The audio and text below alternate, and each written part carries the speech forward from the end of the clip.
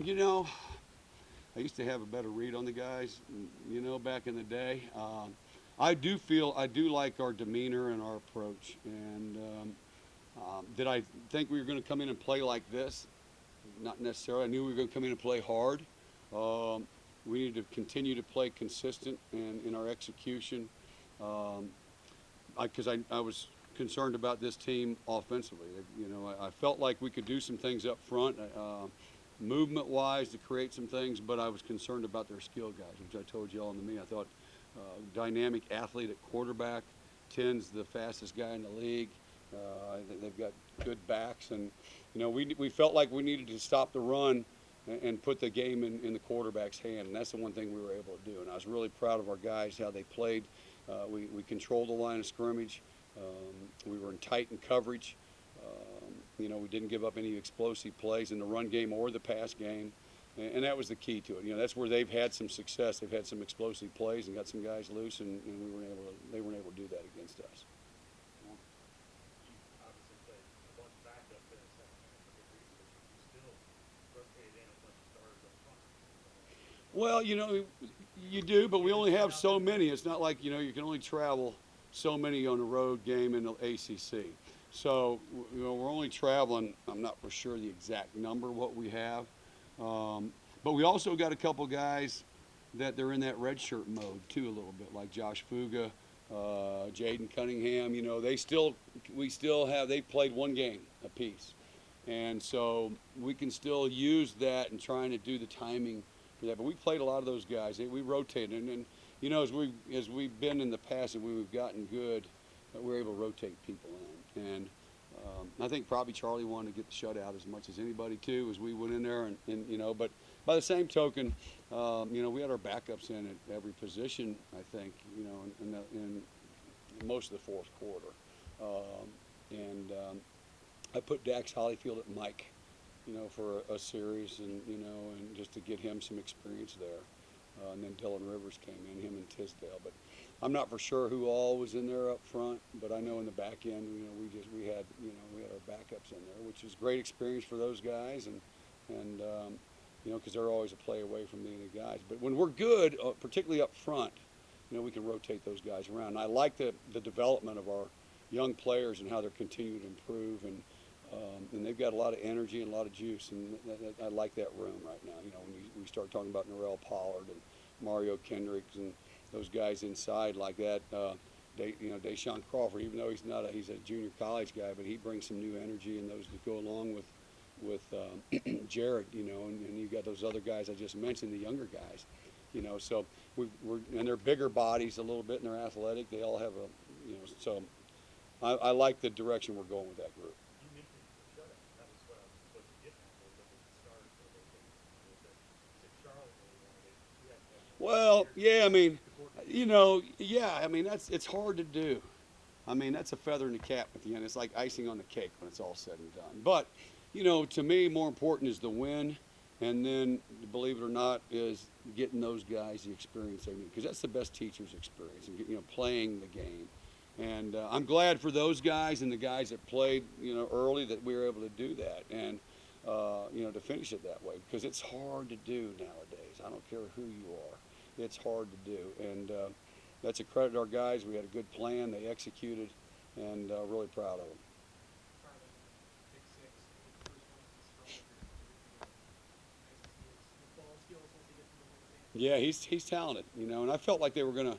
We blitzed him and rolled our coverage up. I just felt like I just had a gut feeling that they were going to try to sprint out on us, and we brought pressure in his face and rolled our coverage up that way too, which is kind of a standard deal sometimes coming off the goal line because you're going to get either people trying to throw the ball off the goal line with a little quick out, and they ran sprint pass, or take a shot, and I felt like they were going to do one of those two, either sprint or take a shot.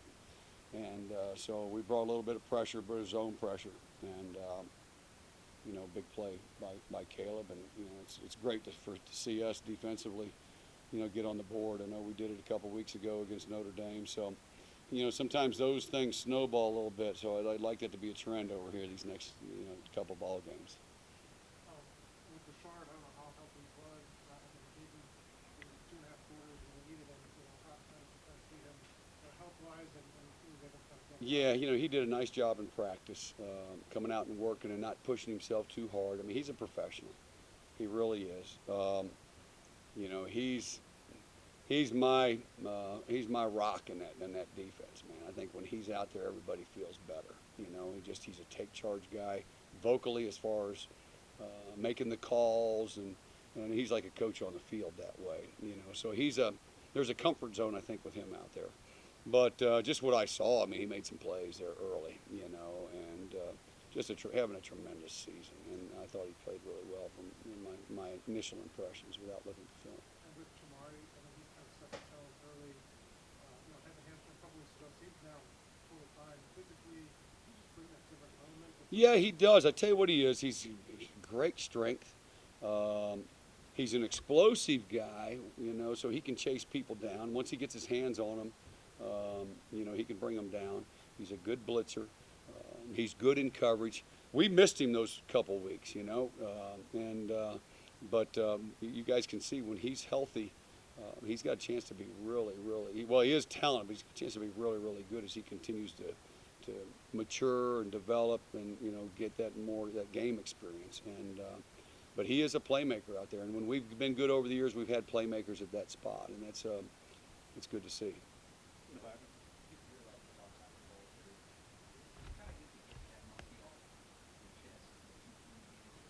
Yeah, it is. I'll say. I mean, really, that's the one thing to go now. This is what 27 in a row, I guess. That's, and I know there's more bowls than there's ever been, but still, that's a big time accomplishment for a group of guys. And particularly this group that a lot of people writing off, after the Duke game all of a sudden, and then, but just.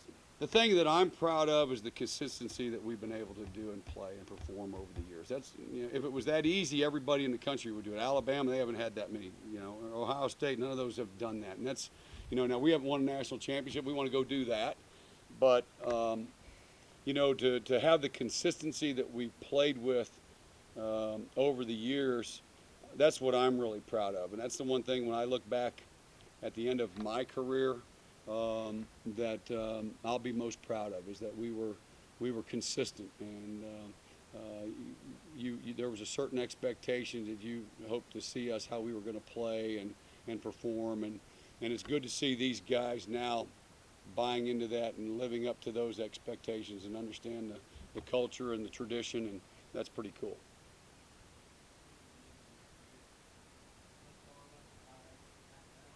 Yeah. I mean, when you're putting up donuts, does it get more tempting to just No, look at? no. I'm comfortable with my decision, and I like the direction this program's going. I really do. I'm hoping. I don't know what Whit has in store for me, but hopefully we can continue to give this program the resources it needs to continue to compete at the highest level, and maybe that's what I'll be involved with, and particularly me being a coach and understanding what it takes, what these guys need, what you need to put on display for recruits to get the people in the program that give us a chance to win. You know what I mean? And those are, I know we're going to do some things with our training table facility, with our weight room. That's a start.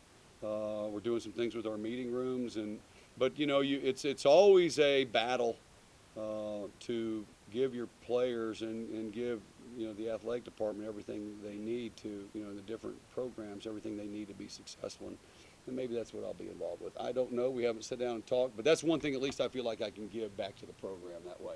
So, but to be today was nice not to have a 4-hour stomach ache. That's been the first time in a long time. So One more. Taiwan, his eyes got big on that play. Should he have just fallen on it when he had the fourth fumble? You know what? I couldn't really tell. I saw the play and I was blocked by a mass of bodies right there, so I really didn't get a chance to see if he had a chance to scoop it or if it was just on the ground and the offensive lineman fell on it.